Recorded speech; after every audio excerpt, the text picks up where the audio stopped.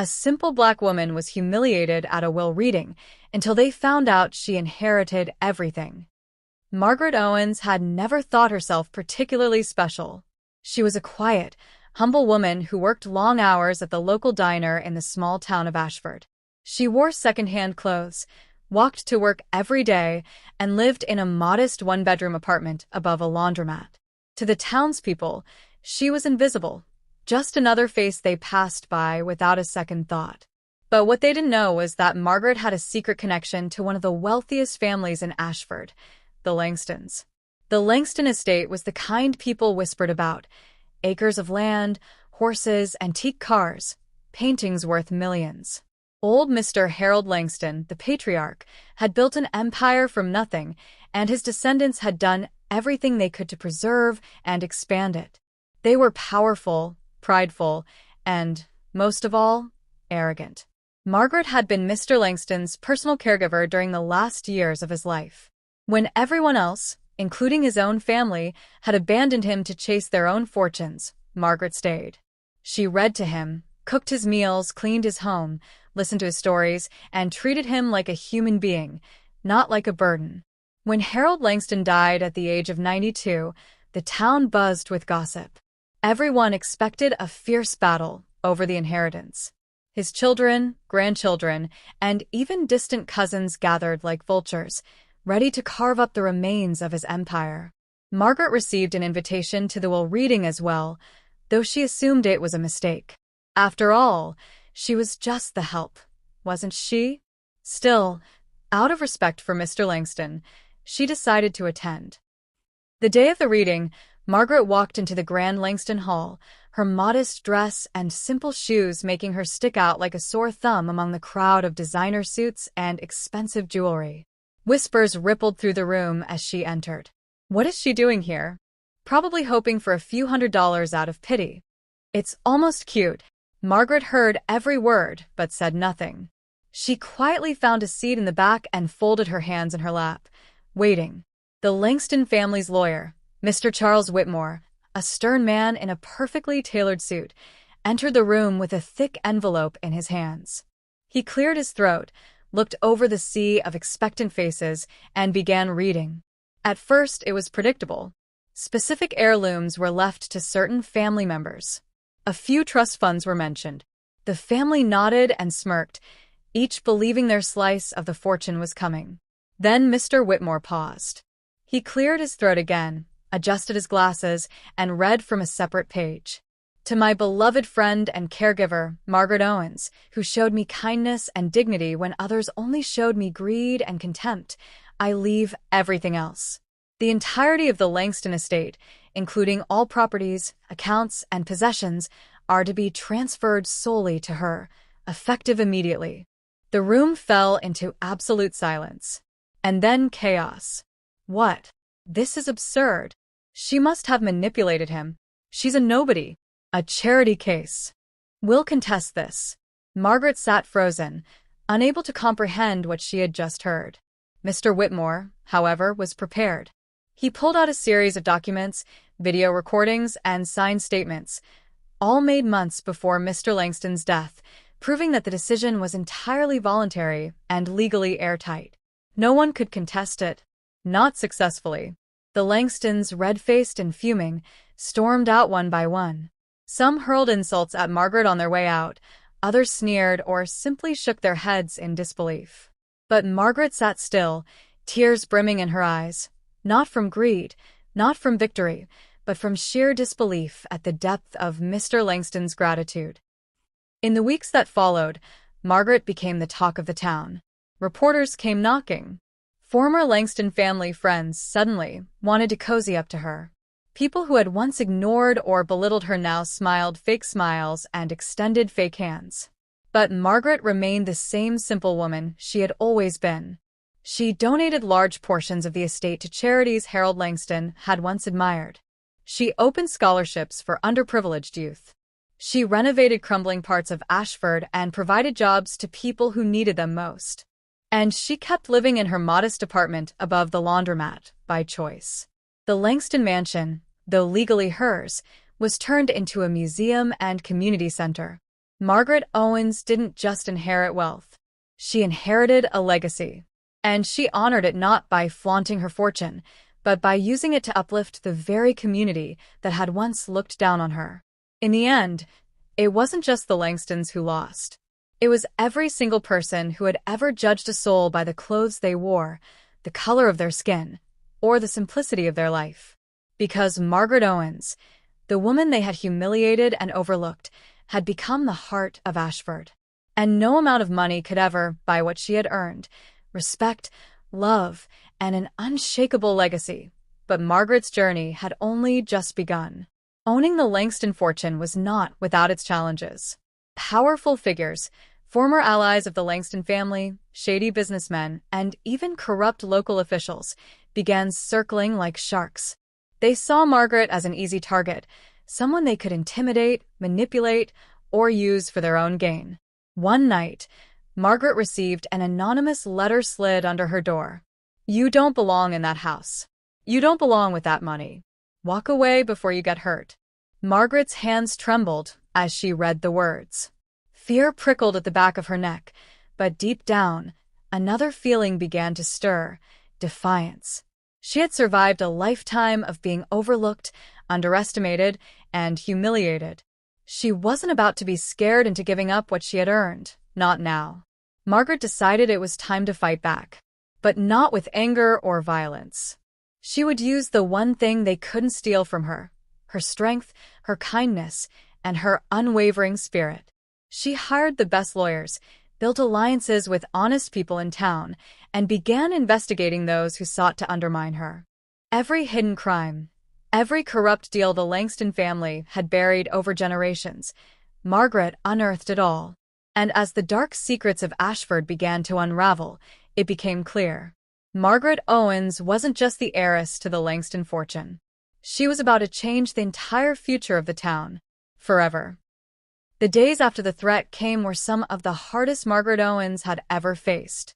The town of Ashford, once buzzing with excitement over her sudden fortune, quickly split into two camps: those who admired her rise and those who deeply resented it. Whispers followed her wherever she went. Some called her a fraud, others worse. Friends she thought she had were nowhere to be found. Even strangers crossed the street to avoid her. But Margaret did not waver. She remembered Mr. Langston's words from one of their last conversations. "Kindness will win you hearts, Margaret. But courage will win you the world." And so she summoned every ounce of courage she had. The mansion, though beautiful, began to feel like a prison.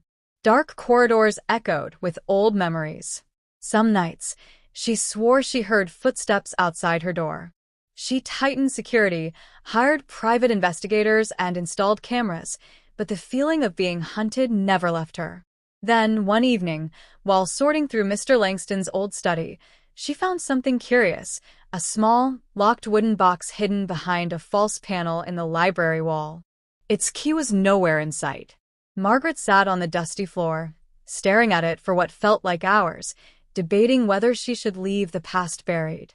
But she knew she had to open it. After days of searching, she found the key, tucked inside a hollowed-out book on Langston family history.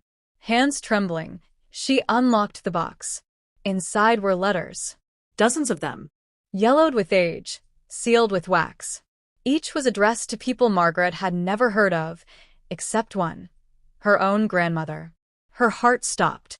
With shaking hands, she unfolded one of the letters and began to read. It was from Harold Langston, written decades ago. "Dearest Eliza, I owe you more than I can ever repay. Your kindness, your strength, your sacrifice. I have tried to do right by you and your bloodline. Should my family ever forget where we came from, should they ever lose themselves in greed and pride, it is my wish that your granddaughter be restored to her rightful place." Margaret gasped. Was this real? Could it be true? As she read more letters, a hidden truth emerged. Margaret was not just Mr. Langston's caregiver. She was family. Her grandmother, Eliza Owens, had once worked on the Langston estate during its early years. More than that, she had secretly been Harold Langston's confidant, advisor, and, according to some of the letters, possibly even his first love. But because of the times and the prejudices of the world they lived in, their relationship had been kept hidden, erased from public memory. Harold had spent a lifetime trying to make it right from the shadows, but only on his deathbed did he find the courage to truly set things right. Margaret wasn't just a kind woman who had inherited by chance. She was, by blood, a rightful Langston heir. The realization was earth-shattering. It explained so much: the urgency of Harold's final will, the fury of the Langston descendants, the threats, the danger. They hadn't just been angry at losing money. They'd been furious at losing their illusion of purity, their fake sense of superiority. Margaret now had a choice. She could reveal the truth and claim her full legacy, which would ignite a scandal the town might never recover from, or she could stay silent, protect Harold's memory, and continue building her life quietly. She wrestled with the decision for days. But in her heart she knew truth mattered. It always had. Margaret decided to reveal everything. She organized a town gathering in the Langston Hall. Invitations were sent to every corner of Ashford. Rumors swirled. The diner girl was making a fool of herself, they said. They were wrong. On the day of the gathering, Margaret stood at the front of the grand hall, no longer in second-hand clothes, but in a simple, elegant dress Harold had once gifted her. Her voice was steady, though inside her heart raced like a wild drum. She told the story. She read the letters aloud. And as the words filled the great hall, something changed. Some faces showed shock, others shame, a few, very few, admiration. Margaret finished with one final letter, Harold's last. To Margaret, if ever the truth comes to light, know that you were always meant to carry this torch. Not because of the blood in your veins, but because of the greatness in your soul. Tears fell freely from many eyes that day. The Langston descendants who had once mocked her sat frozen, pale and speechless. They had tried to humiliate her, diminish her, but the truth had made her undeniable. From that moment on, Margaret wasn't just the woman who had inherited the Langston fortune. She became a symbol, a living testament to dignity, perseverance, and justice. She turned the Langston mansion into a community haven, offering free education programs, food banks, legal aid, and small business grants. Under her leadership, Ashford transformed from a town ruled by old money and prejudice into a vibrant community of hope and opportunity. But even as the world changed around her, Margaret stayed true to herself. She still visited the diner, still greeted every stranger with a warm smile, still lived humbly, carrying Harold's memory and her grandmother's spirit inside her. And every night before bed, she would stand at her window, look out over the lands she had once been forbidden even to enter, and whisper, "We're home now." But even with the truth revealed, Margaret Owen's journey was far from over. As news of her lineage and triumph spread beyond Ashford, it reached the ears of people far more dangerous than jealous townsfolk. There were men and women, old business rivals of the Langstons, forgotten enemies lurking in the world outside, who saw Margaret not as a symbol of hope, but as a weak link to exploit. One cold morning, a black car appeared outside the mansion gates. A man in a sharp suit and sunglasses stepped out. He introduced himself as Victor Harlan, an investment advisor from the city. But Margaret, wise beyond her years, saw the predatory gleam in his eyes. Victor was the first of many. Suddenly, offers flooded in, tempting, glittering promises. Developers wanted to buy the Langston land to build luxury resorts. Oil companies whispered about drilling rights. Private banks dangled dreams of turning the estate into a worldwide brand. The money they offered was staggering, more than Margaret could even comprehend. But every offer came with a price, the soul of Ashford. If she sold even a piece of the land, the community center, the scholarships, the jobs she had created, all of it would vanish. And the people who had finally found hope under her leadership would be left with nothing. Margaret politely refused each offer. At first, they smiled and acted patient. Then the threats began again, quieter this time, more sophisticated. Someone hacked the community center's computers, erasing vital records. Strange fires broke out near the mansion's old stables. Anonymous letters arrived, warning her that accidents happen to foolish people. But Margaret refused to bend. She remembered her grandmother's struggle, remembered Harold Langston's faith in her, remembered all the faces of the children who laughed and learned in the community center she had built. This land was not for sale. It was not just soil and stone. It was legacy, sacrifice, and rebirth. One evening, as a fierce storm battered the town, Margaret sat alone in the great library, going over old documents by candlelight. Lightning flashed against the windows. Thunder shook the walls, and that's when she saw it. A second hidden panel, deeper inside the library. With shaking hands, she pried it open and found a safe, untouched by time. Inside were papers even more valuable than gold: deeds, old contracts, secret correspondences, and, most importantly, a hidden clause Harold Langston had inserted into the estate's foundation decades ago. The Langston estate was protected by a trust, one that could never legally be divided, sold, or exploited unless unanimously approved by all blood descendants. And now, Margaret was the sole true heir. Without her consent, the land could never be touched. Tears blurred her vision as she realized Harold had not only given her wealth, he had given her the power to protect it forever. But the enemies didn't give up easily. Victor Harlan returned, this time with others, corporate giants, politicians, lawyers. They came under the pretense of negotiations, but their real intentions were clear: intimidation, sabotage, manipulation. Margaret called a town meeting once again. This time, she wasn't alone. Dozens of townspeople, many of whom she had helped, filled the hall. Teachers, farmers, small business owners, single mothers, retirees. They stood by her side. Margaret stepped up to the podium, calm and strong, and addressed both the town and the outsiders watching with cold eyes. This land is not for sale. It will not be turned into a playground for the rich. It will not be torn from the people who built it with their blood and dreams. Ashford will remain a place where every person, no matter their color, their name, or their fortune, has a home. Her words rolled like thunder across the room. The townspeople erupted in applause, drowning out the muttered curses of the outsiders. Victor Harlan and his ilk left that night, defeated. But Margaret knew better than to believe it was over. Weeks passed. The attacks became more subtle. Rumors were spread to tarnish her reputation. False accusations surfaced, ridiculous, baseless lies accusing her of theft, fraud, even conspiracy.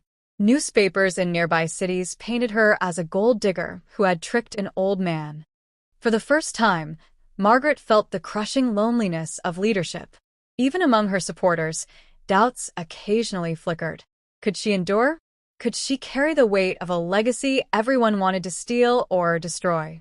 One night, sitting in the vast, empty mansion, she almost broke. Almost.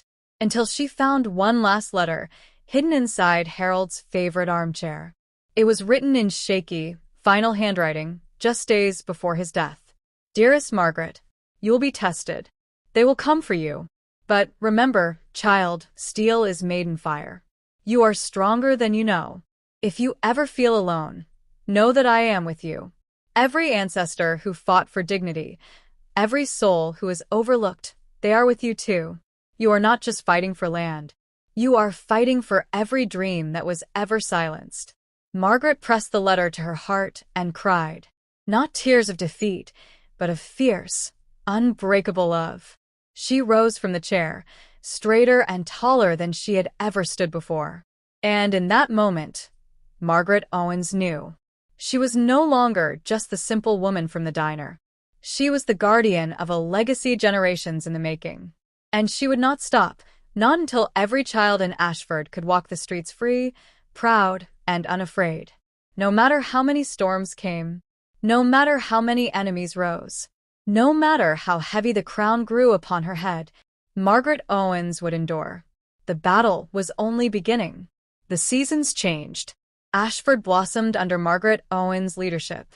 The gardens around the Langston estate, once wild and forgotten, now bloomed with roses, sunflowers, and lilacs. Children laughed and played on the vast green lawns. Local artists painted murals on the town walls, telling stories of struggle and triumph, of darkness and light. But under the beauty, danger still simmered. Victor Harlan had not given up. He simply changed tactics. If he couldn't steal the land with contracts or threats, he would destroy Margaret's reputation, slowly, like rust eating away at iron. Anonymous articles appeared online, accusing her of laundering money. Unknown figures filed lawsuits claiming Margaret had forged Harold Langston's will. Government agencies were suddenly concerned about her finances and launched audits designed to cripple her work. Each new attack drained her resources, tested her patience, and strained her resolve. Still, Margaret refused to bow. She answered every lawsuit, faced every accusation head-on. Her lawyers, a team she had built from honest men and women, fighting by her side. She stood before every judge, every inspector, her chin lifted, her voice steady, her eyes burning with the fire of all those who had been silenced before her. Ashford watched and learned. The people saw what was happening. They saw the forces trying to crush one of their own. And slowly, like embers catching the wind, a movement began to grow. Local businesses formed a coalition to support Margaret. Farmers donated food for the community centers. Teachers volunteered free classes. Mothers knitted quilts to raise money for legal defense funds. Margaret had not just inspired hope, she had awakened a spirit of resistance that Ashford hadn't seen in generations. Still, the battle took its toll. There were nights when Margaret sat by the fireplace, the mansion empty and silent, staring into the flames, wondering if it would ever end. Her dreams were haunted by images of her grandmother, strong, beautiful Eliza, warning her that freedom was never free. And then, just as the pressure seemed unbearable, a letter arrived. But this one was different. It bore no threats, no accusations. It was written in delicate handwriting on old parchment paper. It read, "To the true heir of Langston, my name is Amelia Duarte. I was Harold Langston's confidant many years ago, and I hold documents he entrusted to me, meant to be delivered only if his chosen successor faced betrayal. If you are truly she, come to Providence Manor, and all shall be revealed." Margaret stared at the letter for a long time. Who was Amelia Duarte? What secrets had Harold buried even deeper than the ones she had uncovered? She knew she had no choice. The next morning, under the cloak of dawn, Margaret packed a small bag, locked the mansion behind her, and drove toward Providence Manor, a weathered, ivy-clad house on the edge of the neighboring county, a place so old and secretive that few in Ashford even knew it existed. When she arrived, and with a heart full of fierce, beautiful joy, Margaret Owens whispered back, "I will not stop. I will not ever stop." Manor stood like a sentinel against the gray morning sky, its windows dark, its door slightly ajar as if it had been waiting for her. Inside, an elderly woman with silver hair and piercing blue eyes sat by a roaring fire. "You look just like her," the woman whispered. "Just like Eliza." Tears sprang to Margaret's eyes before she could stop them. Amelia Duarte told her the story Harold had never dared write down, a story too dangerous to be recorded. Harold and Eliza's love had not been a mere secret affair, it had been the foundation of the Langston fortune. In the cruel days of segregation, it was Eliza, brilliant, resourceful Eliza, who had designed the business strategies, negotiated with suppliers, built networks that Harold could legally sign his name to, but never would have managed alone. The fortune everyone revered had been built on both their dreams. But when scandal threatened, Harold had been forced to erase Eliza's name from history to protect her and himself. Before his death, knowing the sins of the past could not stay buried forever, Harold had given Amelia Duarte the final proof: documents, photographs, journal entries, contracts, all showing Eliza as the true architect of the Langston Empire. Margaret spent hours poring over the documents, her heart breaking and soaring all at once. Finally, she had the final weapon she needed. Not just to defend herself, but to restore her grandmother's legacy and burn away the lies that had poisoned Ashford for generations. Returning to Ashford, Margaret prepared for the biggest battle of her life. She called for a public tribunal, an ancient tradition that Ashford had not seen in over a century, a gathering of the people where truth would be laid bare and judgment rendered not by corrupt officials, but by the citizens themselves. The town square overflowed with people. The old elite sneered from their polished seats. Victor Harlan smirked in the shadows. But Margaret stood in the center, her voice rising above the crowd, as she laid out the evidence. Piece by piece, she told the true story of Eliza Owens and Harold Langston. She showed the contracts, read the letters, held up the photographs. With every word, the crowd's anger grew, not at her, but at the betrayal of history itself, at the lies they had been fed, the dignity they had denied generations of their own neighbors. When she finished, there was silence. For one terrible moment, Margaret wondered if it had all been for nothing. Then an old farmer, weathered and bent by years of labor, stood up. He removed his cap, placed it over his heart, and said, "I say we honor the truth. I say Margaret Owens is not just the rightful heir. She is the future of Ashford." The crowd roared in agreement. Victor Harlan turned pale and disappeared into the crowd. The old elite slunk away, powerless. And Margaret Owens? She stood tall in the center of it all, not just a woman who had inherited fortune, but a woman who had reclaimed her family's stolen dignity, rewritten her town's broken history, and built a new future from the ashes of the past. That night, under a sky blazing with stars, Margaret sat on the steps of the Langston mansion, listening to the sounds of music and laughter drifting from the town below. She felt the weight of the past settle gently on her shoulders, no longer a burden, but a blessing. And in the whisper of the wind, she heard them, Harold, Eliza, and all the souls who had walked before her, their voices strong and sure. "We see you, Margaret. You have made us proud." Months passed. Ashford was no longer just a forgotten dot on the map. It had become a symbol. Journalists from around the country visited the small town, telling the story of Margaret Owens, the woman who had reclaimed her legacy, stood against corruption, and ignited a movement. But Margaret didn't let fame distract her.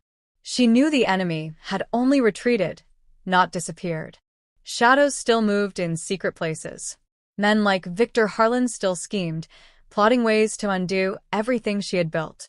And so Margaret worked harder than ever.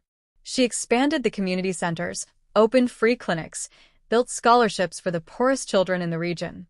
She funded small businesses run by women and minorities, helped farmers modernize their equipment, and restored historical sites that told the real story of Ashford, not just the polished version that had been painted by the privileged few. The Langston mansion itself was transformed. It was no longer a symbol of isolation and greed, but became a living museum, a library, a sanctuary for anyone seeking truth. But just as she thought Ashford was finally safe, another storm rose, bigger and darker than before. One evening, a letter arrived bearing the seal of a powerful, ancient institution, the Consortium for American Heritage, a secretive organization composed of billionaires, politicians, and old money families whose wealth and power had been built on the very injustices Margaret fought to dismantle. The letter was brief, but chilling. "You have disturbed the balance. You will either join us, or be destroyed." Margaret understood at once. This wasn't just about Ashford anymore. It was about the very soul of the nation. The consortium had preserved their power by controlling history, erasing certain voices, elevating others. And now Margaret, with her undeniable truth, threatened to unravel their careful web of lies. They wanted her to sell out, to become their puppet, a symbol they could use to claim they cared about justice while continuing to profit from injustice behind closed doors. But Margaret had made her decision long ago. She would never sell out. She would fight, not just for Ashford, but for every small town, every forgotten family, every stolen legacy across the nation. The attacks intensified. The consortium unleashed their power like a tidal wave. Banks closed her accounts without explanation. Media outlets, once eager to praise her, suddenly turned against her, calling her a fraud, an extremist, a threat to tradition. Her phone was hacked. Her movements were tracked. Strangers appeared in town, spreading lies, sowing fear. Even some of her closest allies wavered, their courage crushed under the weight of relentless pressure. Margaret stood alone once more, but this time, she was ready. She called together the leaders she trusted most, the teachers, the farmers, the mothers, the workers, and together they formed a council, the Ashford Alliance. It wasn't just a local movement anymore. It was a revolution. Margaret traveled from town to town, city to city, gathering the forgotten, the oppressed, the silenced.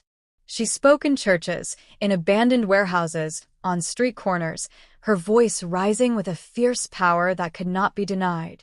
They wrote us out of history. They stole our names, our blood, our dreams. But we are not broken. We are not defeated. We are rising, and we will take back what is ours. People listened, not because of her wealth or fame, but because of her truth. And slowly, across the country, a network grew. Communities long divided by fear and prejudice began to unite under one banner, the belief that history belonged to everyone, not just the victors. But the consortium did not sit idle. They sent spies into her movement.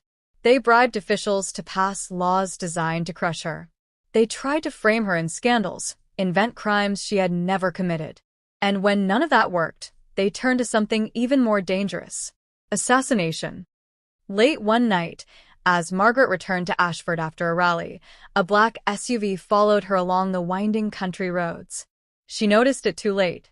The vehicle rammed her car, forcing her off the road into a ditch. Dazed, bleeding, Margaret crawled from the wreckage as masked men approached with cold efficiency, carrying silenced weapons. But Margaret wasn't alone. From the shadows, dozens of townspeople emerged, farmers with rifles, mothers with baseball bats, workers with tools and chains. The Ashford Alliance had predicted this. They had sworn to protect her, no matter the cost. Shots rang out into the night, but the townspeople held their ground, their courage fueled by generations of injustice. The masked men, realizing they were outnumbered, fled into the darkness. Margaret, battered but alive, stood under the stars, her people surrounding her like a living shield. Tears filled her eyes, not from pain, but from fierce, boundless pride. They would not break her. They would never break her. The next morning, Margaret held a press conference on the steps of the Langston mansion, her face bruised but unbowed. Cameras from around the world capture her words. They tried to erase us. They tried to silence us. But we're still here. And we will never, ever be silent again. Her voice echoed across the nation. Millions watched. Millions wept. Millions rose. In Washington, in New York, in Chicago, in tiny towns across the heartland, people stood up and said, "We are with Margaret Owens. We are Ashford. We are history, and we will be heard." And in secret boardrooms, the consortium realized something too late. They hadn't just failed to destroy Margaret Owens. They had created a legend. A symbol they could never kill, never buy, never erase. Margaret Owens was more than a woman now. She was a revolution. The revolution could no longer be contained. Margaret Owens knew the time had come, the time to take the fight directly into the heart of the beast. The consortium, hidden behind polished walls and ancient legacies, had pulled the strings of history for too long. They thought themselves untouchable. They thought Margaret was just another loud voice destined to be crushed beneath their boots. They were wrong. She had something they could never understand, something that could not be bought, bribed, or broken: the hearts of the people. With the Ashford Alliance at her side, Margaret announced a national march, not just a protest, but a reckoning. They called it the Restoration March. Tens of thousands pledged to come. Farmers left their fields. Teachers shut down their classrooms. Truckers parked their rigs and joined the convoy. Families loaded into vans with nothing but hope and determination. It was bigger than Ashford now. It was bigger than Margaret. It was every voice that had ever been silenced, every name that had ever been erased, every dream that had ever been stolen. And it was coming for the consortium. The march began in Ashford. The streets trembled under the weight of feet and wheels. Banners flew high, painted with the faces of forgotten heroes, not kings and presidents, but mothers, workers, soldiers, and dreamers. Margaret marched at the front, bruises still healing, scars shining like badges of honor. The government, rattled by the scale of the movement, sent out warnings. They said it was illegal. They said it was dangerous. They said it was an insurrection against history. But Margaret's voice thundered across the airwaves. We are not rewriting history. We are restoring it. We are reclaiming what was stolen. We are walking for every soul history tried to bury. And we will not stop. And they did not stop. Across every town, every bridge, every border, they marched. Police blockades crumbled before the sheer weight of humanity. News stations that had once slandered Margaret now could not ignore the tidal wave she had unleashed. Social media exploded with videos, songs, poems, 1,000 stories rising from the ashes of a forgotten past. Even the consortium could feel it. Their towers, once symbols of power, now seemed fragile, ancient relics teetering before a storm. Finally, after weeks of marching, they reached the gates of the consortium's fortress, a massive marble edifice in the heart of the capital, guarded by high walls, armed guards, and iron gates. Margaret stood before them. The world watched, holding its breath. Behind her stood not just the Ashford Alliance, but millions, a river of humanity stretching farther than the eye could see. The guards ordered her to turn back. But Margaret did not flinch. She walked forward, slowly, deliberately. One step, then another, until she stood face to face with the iron gates. She raised her voice, stronger than it had ever been. You can lock your gates. You can raise your walls. But you cannot imprison the truth. We are history. We are justice. We are the future you feared would come. And we are here. For a moment, time itself seemed to freeze. Then, slowly, the gates creaked open. Not because the guards surrendered, but because someone inside the consortium had thrown the locks open. A defector.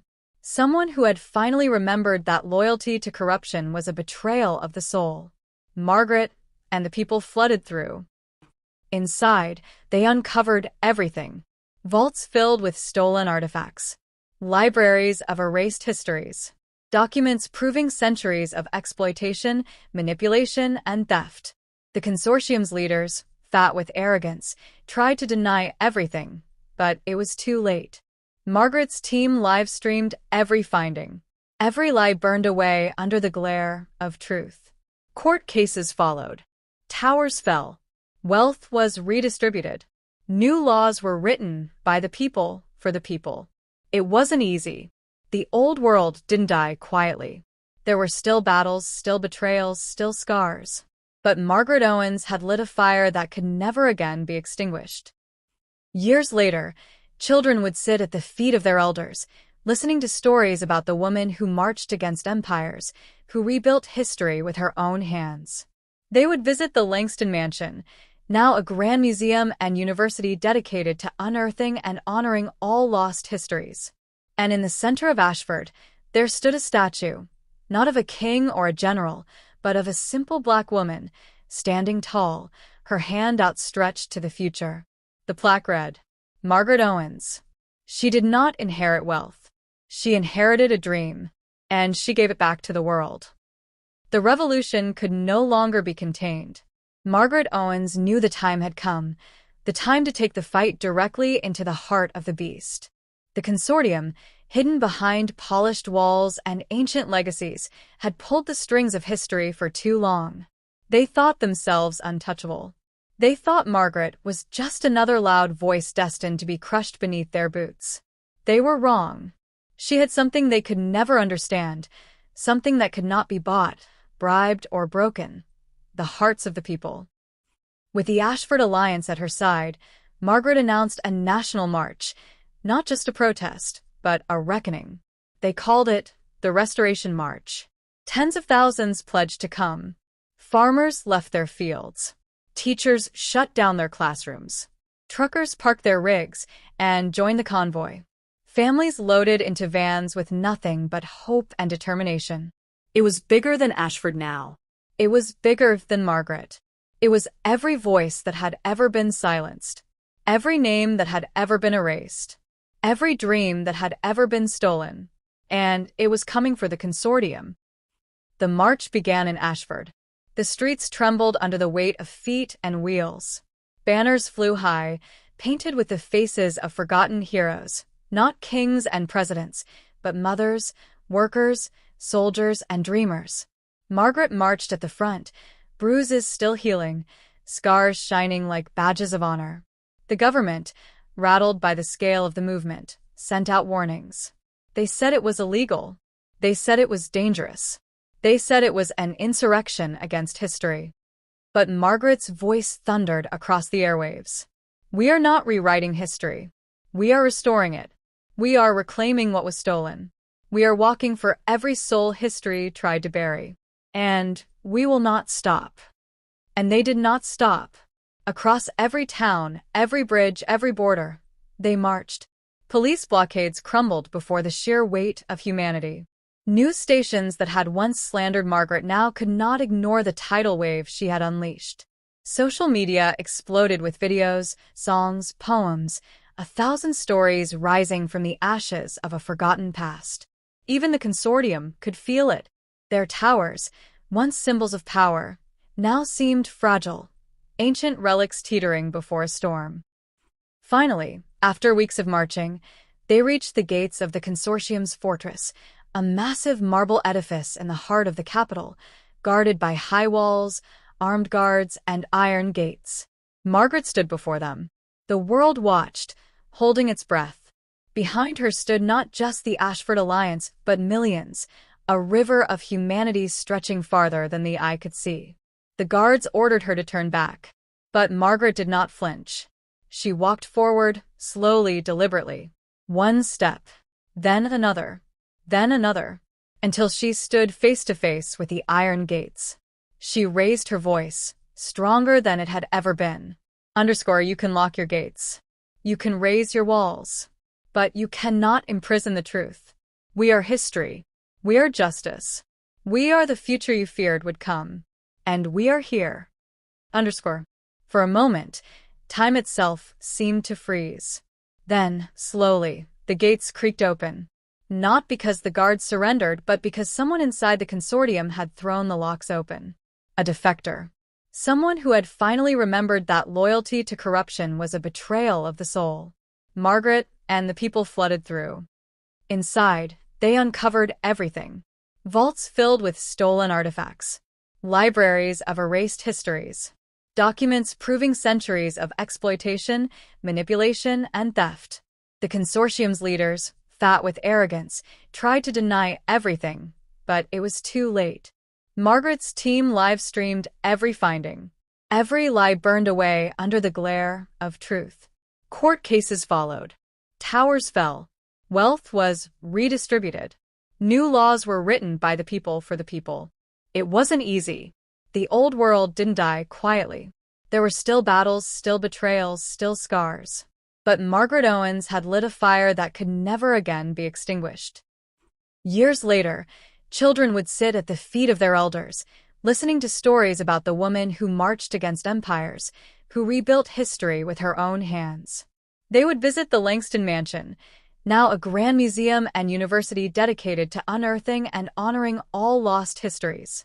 And in the center of Ashford, there stood a statue, not of a king or a general, but of a simple black woman, standing tall, her hand outstretched to the future. The plaque read, Margaret Owens. She did not inherit wealth. She inherited a dream, and she gave it back to the world. The sun set over Ashford, casting golden light across the fields and old brick roads. The town had transformed, not into a glittering metropolis, but into something stronger, something pure. A living symbol of truth reclaimed. Margaret Owens stood at the top of Langston Hill, overlooking everything she and her people had built. The mansion behind her, now a library and a place of learning, hummed with the soft sound of children laughing, of students debating, of elders sharing stories once lost to time. The statue of her, hand outstretched, face proud, stood tall in the town square. But Margaret rarely looked at it. It wasn't for her. It was for those who would come after. She wore simple clothes, a linen dress, a well-worn shawl. No jewels, no crown. She had never needed them. At her feet, a small boy tugged at her hand, the grandson of one of the farmers who had marched beside her in the earliest days. "Grandma Margaret," he asked, wide-eyed, "were you scared when you faced the gates?" Margaret knelt down, smiling at him with the kind of warmth that comes from deep, hard-earned peace. "Of course I was scared," she said, smoothing his hair back. "But courage isn't the absence of fear. It's standing up anyway, because the future deserves better." The boy grinned and ran off, joining a group of children chasing fireflies across the hill. Margaret watched them, her heart full. The land was free. The truth was alive. The future belonged to them now. She turned slowly, ready to walk back to the mansion, but paused one last time to breathe it all in. The scent of blooming wildflowers. The sound of laughter, carried by the wind. The sight of a town, once broken, now stronger than any empire. And as the last rays of sunlight kissed the earth, Margaret Owens whispered, almost to herself, This is the inheritance they never wanted us to find. And we found it anyway." With a final, peaceful smile, she walked forward into the gathering twilight, surrounded by a people who would never forget and a future she had fought so hard to make real. The world had changed, and Margaret Owens had changed it. Forever. The end.